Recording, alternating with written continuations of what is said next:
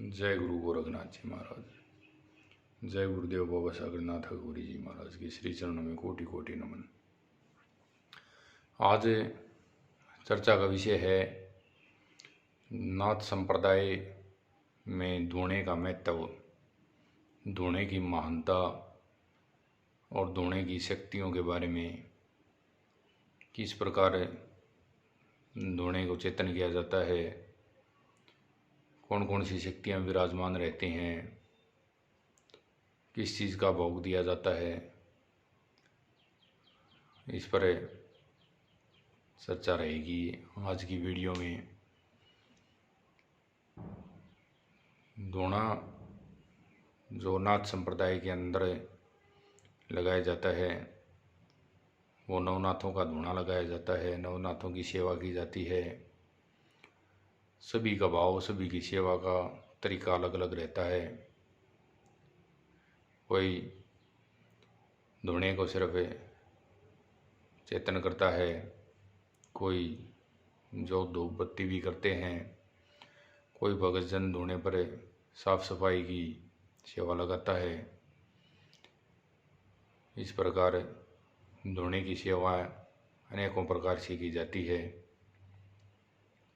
अब जो नाथ जियों का धूणा लगाते हैं, इसमें कोई एक समय धूणा चेतन करता है भगतजन, और कोई दोनों समय सुबह और शाम धूणा चेतन करने की प्रक्रिया है, तो कोई दोनों समय भी करते हैं। अब धूणे के अंदर अनेकों शक्तियाँ विराजमान रहती हैं। धूणे में चिमटा भी रखा जाता है, गाड़ा जाता है, और त्रिशूल भी। इस प्रकार बताया जाता है। तो चिमटा नाथजियों का और अलग पुरुष का बताया जाता है, और त्रिशूल आदि योगी शंकर भगवान की, महादेव की। कोई एक समय सुबह या शाम जो धूणा चेतन करते हैं वो 2 उपले धूणे में चढ़ाते हैं, और जो गुरु दीक्षा होती है, गुरु द्वारा दिया गया मंत्र जो होता है धूणे का, वो मंत्र उच्चारण करके धूणा चेतन करते हैं। और कुछ भक्तजन ऐसे हैं जो दोनों समय धूणा चेतन करते हैं।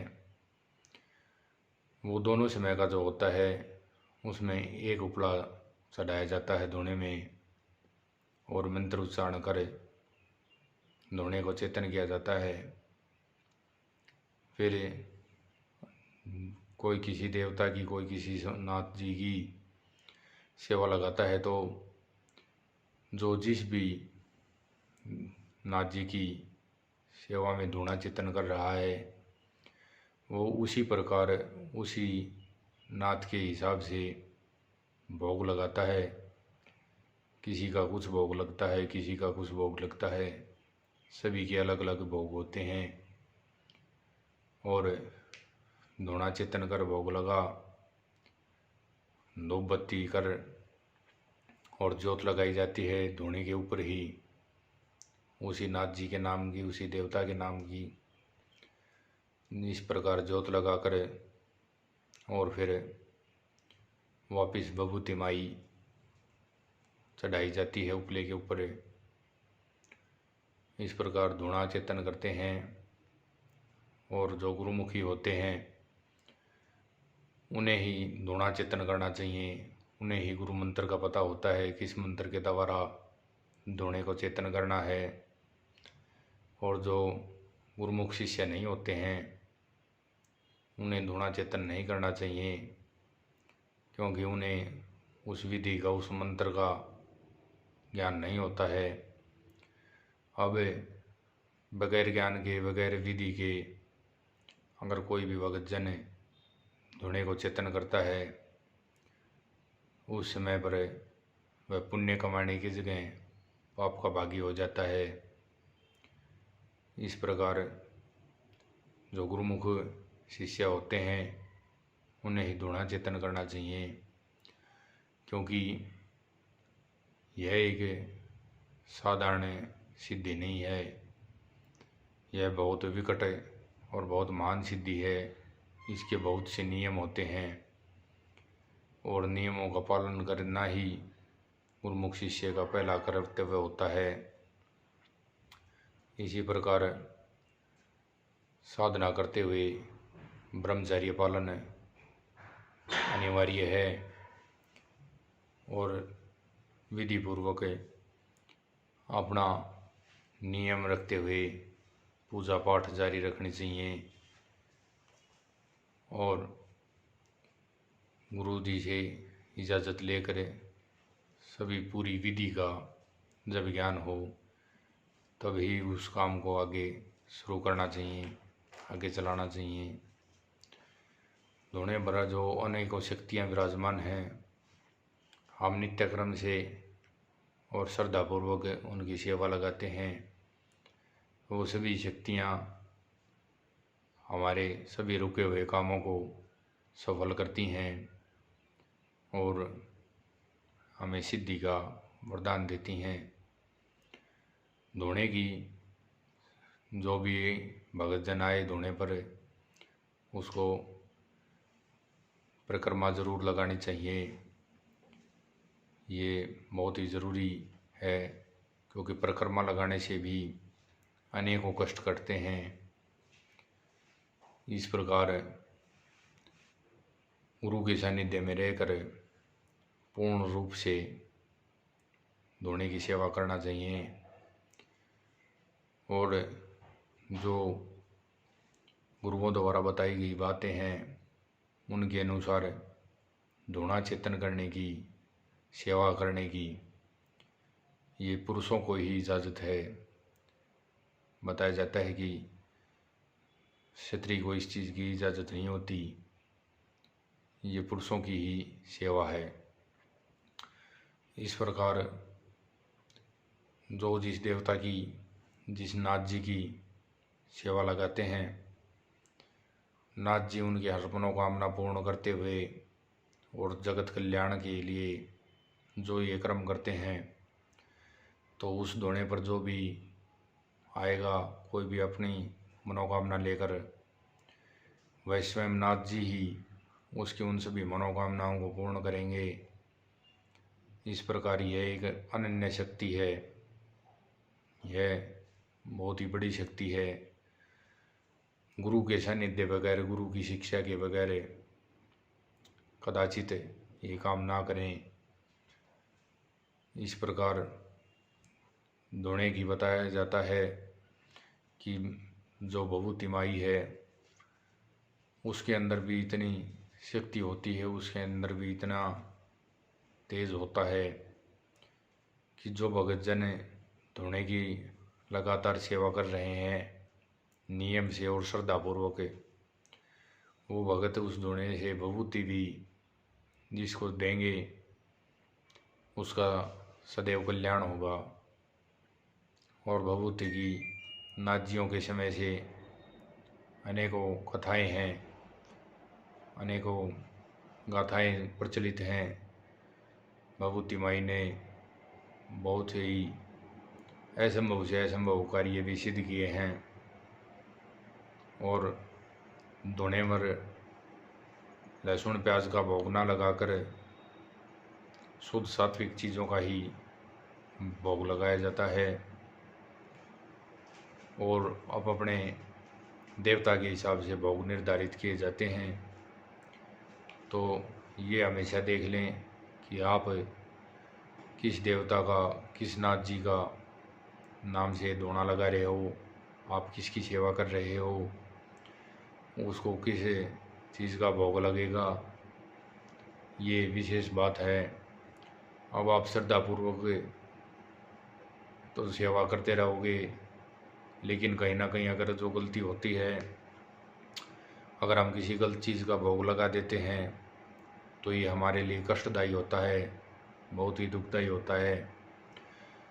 उसमें हम अच्छे फल की कामना करके काम करते हैं, सेवा करते हैं, लेकिन वो हमारे साथ कुछ न कुछ अनर्थ होने लग जाता है, बुरी घटनाएं घटती हैं।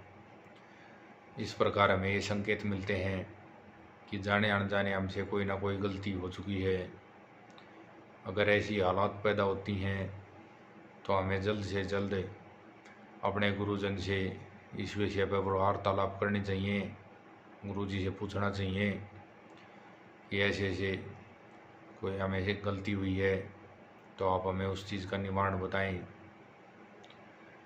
और जल्दबाजी ना करते हुए बिल्कुल शांत रूप से ही दोने की सेवा करें। उस समय पूरा समय देकर और चित्तबुद्धि को नियंत्रित करके हमें सारा काम करना चाहिए, चेतन करना चाहिए, भोग लगाना चाहिए, धूप बत्ती करनी चाहिए, ज्योति प्रज्वलित करनी चाहिए, और धोने में शुद्ध घी अगर संभव हो तो देसी गाय का ही घी डालें, और उसके बाद उसमें अपना भोग डालें।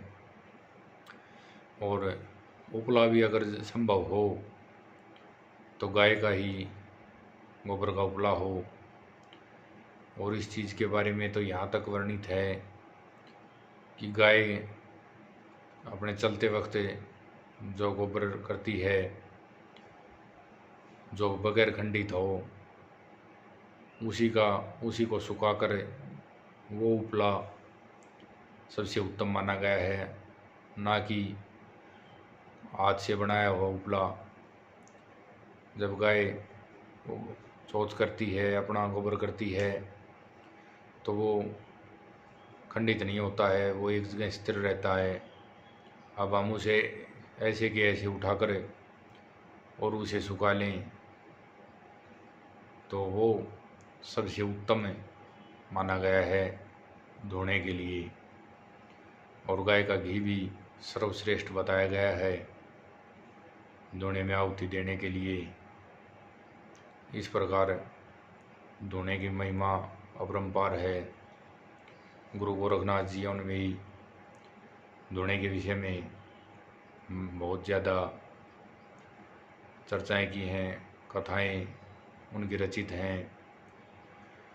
धोना चेतन करने से भगत जो भी हैं उनकी सभी मनोकामनाएं पूर्ण होती हैं और एक अथाह शक्ति उनके पास विराजमान होती है। जहाँ तक संभव हो सके धोना एकांत जगह में ही लगाना चाहिए। घर के अंदर धोना ना ही लगाएं तो सर्वश्रेष्ठ है। और अगर बाहर कहीं बात नहीं बन रही हो गृहस्थी आदमी के लिए और घर पर ही धोना लगाना पड़े तो उस जगह को ऐसी जगह घर में ज़रूर निर्धारित करें जहाँ पर औरत ना जाएं, माता बहनें ना जा पाएँ, और पुरुष ही वहाँ जाएं, पुरुष ही वहाँ पर उस स्थान की साफ सफाई करें, उसको शुद्ध करें, और वहीं पर उनकी सेवा पुरुष ही करें।